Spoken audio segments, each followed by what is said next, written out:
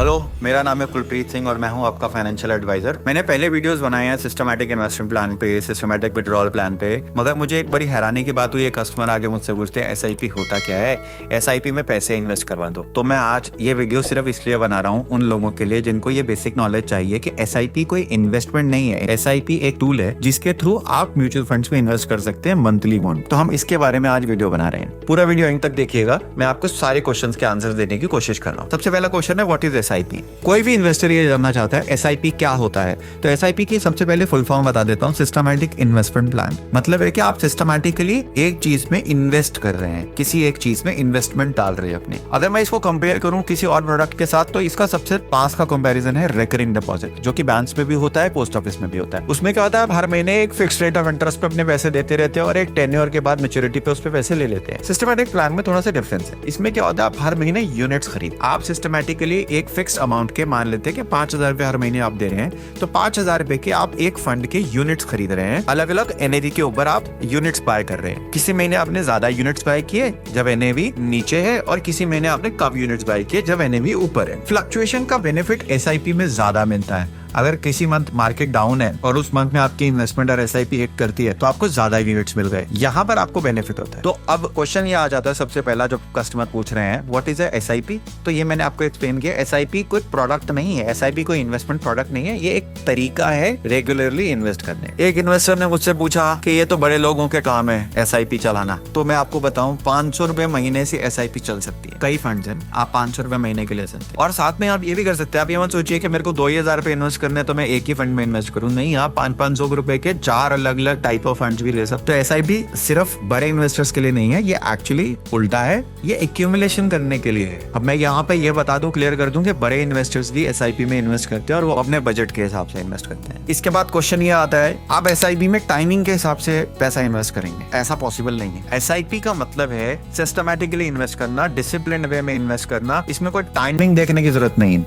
देखिए, मेरे एक पहले वीडियो में मैंने बताया था कि आप मार्केट में कितना टाइम इन्वेस्ट करते हैं ये इंपॉर्टेंट है, आप मार्केट की टाइमिंग में इन्वेस्टमेंट करते हैं ये इंपॉर्टेंट नहीं है। क्योंकि हो सकता है कि आपको ऐसा लग रहा है कि इसके बाद मार्केट चढ़ेगी नहीं, अभी इन्वेस्ट कर लेते हैं, या इसके बाद इन्वेस्ट मार्केट गिरने वाली है और वहां से वो गिरी नहीं, तो आपको तो फायदा ही नहीं हुआ। तो इसीलिए आप मार्केट के अंदर टाइम देख के इन्वेस्ट मत कीजिए, आप बस रेगुलरली इन्वेस्ट कीजिए डिसिप्लिन के साथ। नेक्स्ट क्वेश्चन है कि एसआईपी में एक बार आपने स्टार्ट कर दिया तो आप कुछ भी नहीं कर सकते।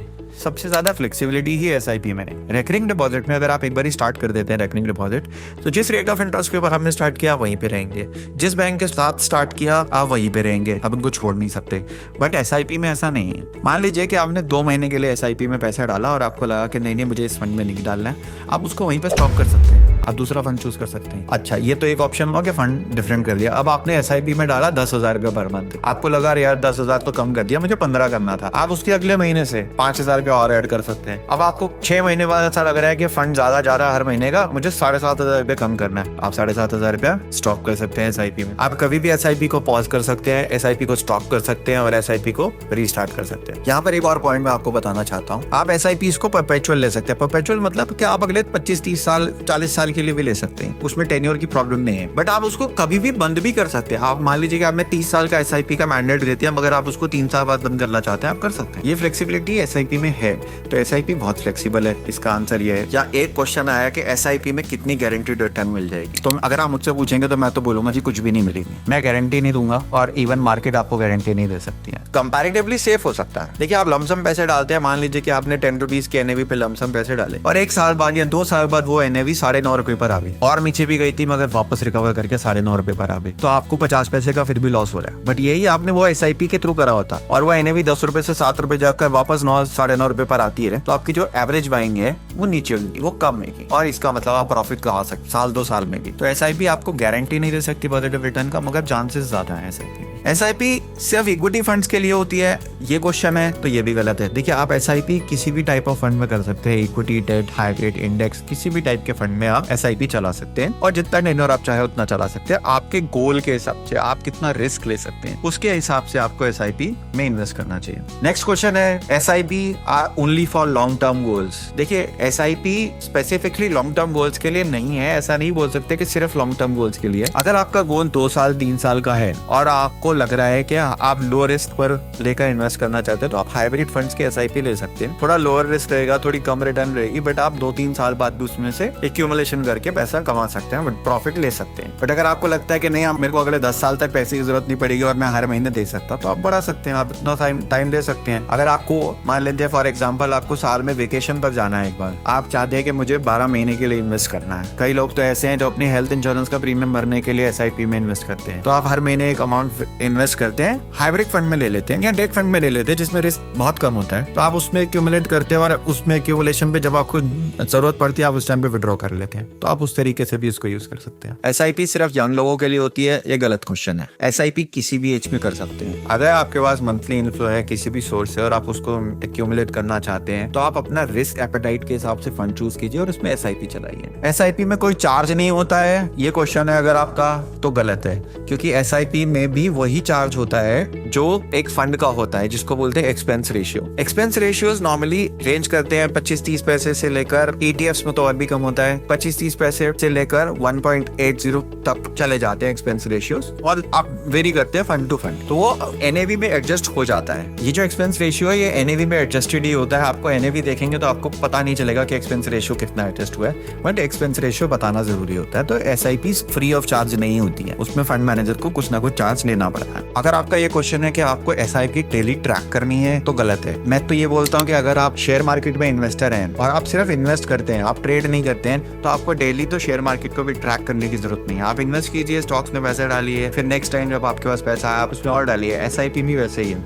आप इसको चाहे तो आप 2 महीने, 3 महीने, 6 महीने में एक बार चेक कीजिए फंड कैसा परफॉर्म कर रहा है, उसके बेसिस पे एवेल्युएट कीजिए, और अगर आप उसको चेंज करना चाहें तो आप अपने फंड को चेंज भी कर सकते हैं। देखिए, lower NAV means better fund, अगर ये आपका क्वेश्चन है तो बहुत गलत है। देखिए, परसेंटेज होती है जो रिटर्न बताती है आपकी कितना % ग्रो करा। NAV एक वैल्यूएशन मेट्रिक है, मींस के अगर कोई चीज 10 रुपए की है और वो 12 रुपए की हो गई तो उसने 20% ग्रोथ दिया। कोई NAV 100 रुपए की है एक साल में और अगले साल में 120 रुपए की होगी तो उसने भी 20% रिटर्न दिया। तो NAV से आप ये एनालाइज नहीं कर सकते कि जिसकी NAV ज्यादा है वो अच्छी रिटर्न देगा या जिसकी NAV कम है वो अच्छी रिटर्न देगा, ऐसा नहीं है।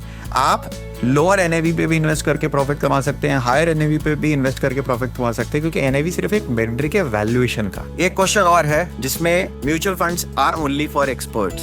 अगर सारे इन्वेस्टर्स एक्सपर्ट होते तभी पैसा लगा पाते म्यूचुअल फंड में और वो तभी प्रॉफिट कमा पाते, तो शायद बहुत लोग इन्वेस्ट ही नहीं करते। म्यूचुअल फंड एक्सपर्ट्स के लिए है नहीं, एक्सपर्ट्स आपके फंड्स को मैनेज कर रहे हैं जिसमें आपने पैसा लगा दिया है। आपने अपनी चॉइस के हिसाब से अपने एडवाइजर से बात करके आपने अपने रिस्क के हिसाब से पैसा लगा दिया, अब उसको फंड मैनेजर्स मैनेज कर रहे हैं। तो ये जरूरी नहीं कि आप एक्सपर्ट हो तभी आप म्यूचुअल फंड SIP में पैसा लगाएंगे। आप कुछ भी नहीं जानते हैं तो भी आप लगा सकते हैं। उसके बाद एक बहुत ही कॉमन क्वेश्चन है जो लोग पूछते हैं, म्यूचुअल फंड लेने के लिए क्या डीमैट अकाउंट रिक्वायर्ड है?